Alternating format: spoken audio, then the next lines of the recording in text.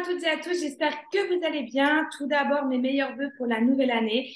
Je suis sûre que vous avez bien fêté la fin d'année 2022 et pour bien démarrer 2023, après la galette des rois, je vous propose une recette un peu plus légère. On est en mode détox pour récupérer un petit peu notre taille de guêpe qu'on avait avant les fêtes et c'est vrai que notre Thermomix, il faut y penser puisque grâce à la fonction Varoma, vous allez pouvoir réaliser des cuissons vapeur qui ont du goût.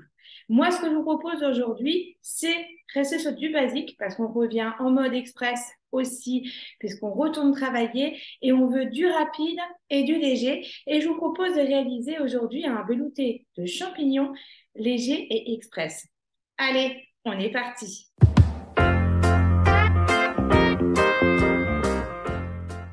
Dans mon bol, je vais mettre un oignon que j'ai coupé en deux.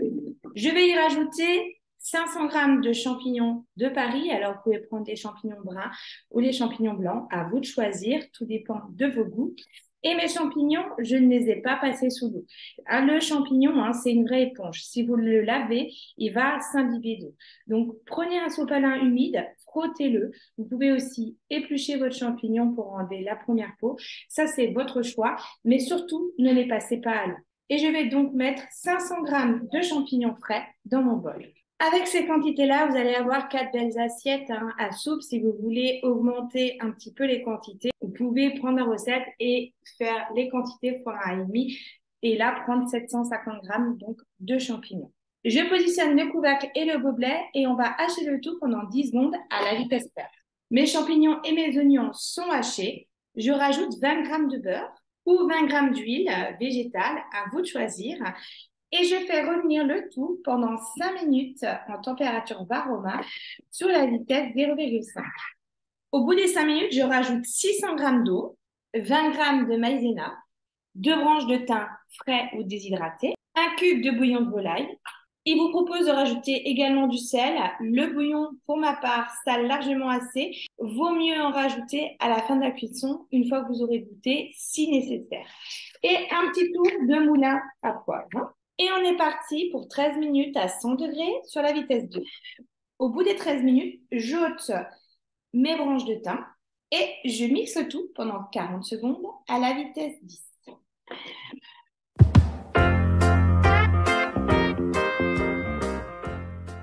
Mon velouté est prêt, je le verse.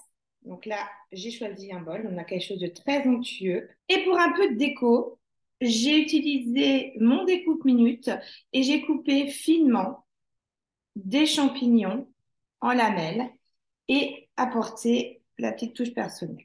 Un petit coup de moulin à poivre et votre velouté est prêt à être consommé.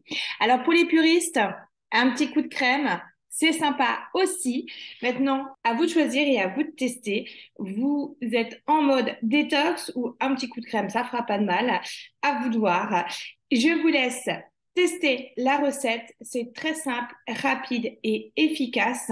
Pensez à partager vos réalisations. Vous n'avez pas fait de crème de champignons, mais un autre velouté. Publiez vos photos en commentaire et il ne me reste plus qu'à vous souhaiter un bon week-end et je vous dis à très vite pour une nouvelle recette. Au revoir.